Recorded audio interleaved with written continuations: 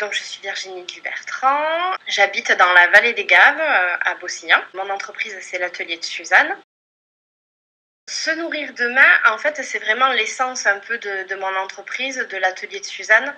En fait, je voulais vraiment faire quelque chose pour participer aux solutions pour lutter contre le gaspillage alimentaire, notamment puisque moi, je travaille avec les fruits et les légumes. Et c'était aussi l'idée de faire quelque chose pour essayer de se nourrir plus durablement et plus responsablement. Alors, j'ai décidé de candidater parce que c'était quelque chose qui était en résonance avec ce que je fais moi, vraiment avec l'essence de mon entreprise. C'était une occasion de faire connaître aussi mon entreprise, mais c'était de prouver que voilà, j'étais aussi dans une dynamique, que ce soit sociétale ou environnementale, et de prouver mon implication dans le département sur ces sujets-là. Je vais pouvoir appartenir à un réseau d'entrepreneurs solidaires qui est impliqué sur plusieurs secteurs comme ça. Une différenciation, évidemment, parce que c'est quand même un label qui est national, et une attractivité, voilà, de savoir au final, c'est bien, elle a gagné un label, mais qui elle est, pourquoi, qu'est-ce qu'elle fait. Voilà, je pense que ça peut intriguer de façon positive.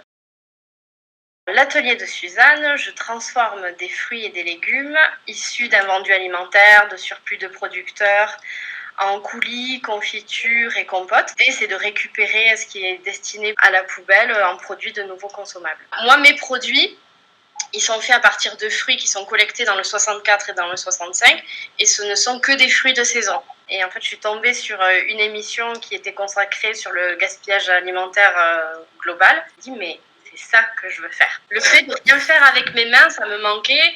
Et clairement, j'avais envie d'avoir au final mon entreprise. En fait, Suzanne, c'était ma grand-mère. En fait, c'est quelqu'un qui m'a appris à cuisiner, qui m'a appris à me servir des mains. Petit clin d'œil à elle. Moi, l'idée, c'était de faire plein de bébés Suzanne, en fait, d'arriver à développer mon entreprise et de pouvoir vendre dans le département, dans la région, et pourquoi pas de façon nationale, mais bon, ça, c'est pour plus tard.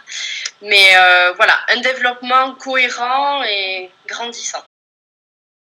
Alors, Initiative Pyrénées, ça m'a aidé sur plusieurs pans de mon entreprise. Déjà, ils ont été très enthousiastes à l'idée de mon projet, ce qui clairement m'a rassurée parce qu'avoir une idée, c'est bien. Savoir qu'elle n'est pas si farfelue que ça, quand même, ça aide et que les gens la trouvent cohérente et la trouvent intéressante. Ils m'ont beaucoup rassurée de ce côté-là. Sur le côté financier, j'ai quand même pu avoir un prêt pour avoir un apport, pouvoir ensuite démarcher les banques, ce qui a été quand même très important pour le départ.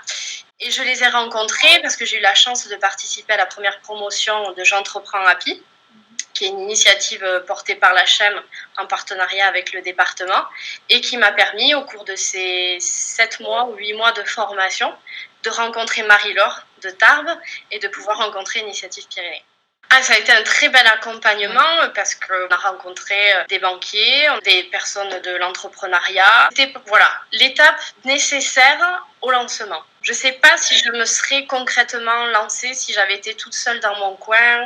Ça permet de rencontrer du monde, ça permet de créer un réseau et de rencontrer après les bonnes personnes pour ensuite pouvoir faire grossir et grandir son entreprise. Être entrepreneur aujourd'hui, c'est prenant, c'est le cas de le dire. Ça prend du temps, ça demande un investissement personnel qui est énorme. On y pense le soir en se couchant, le matin en se levant. C'est le dimanche, ça peut être un sacrifice sur la vie de famille et la vie de tous les jours, mais c'est tellement positif après, c'est tellement agréable de se dire c'est moi qui l'ai fait, c'est moi qui ai construit ça et c'est en cohérence avec ma façon de penser. Et je pense que en ces périodes un peu compliquées, des fois, ça vaut le coup de se lancer.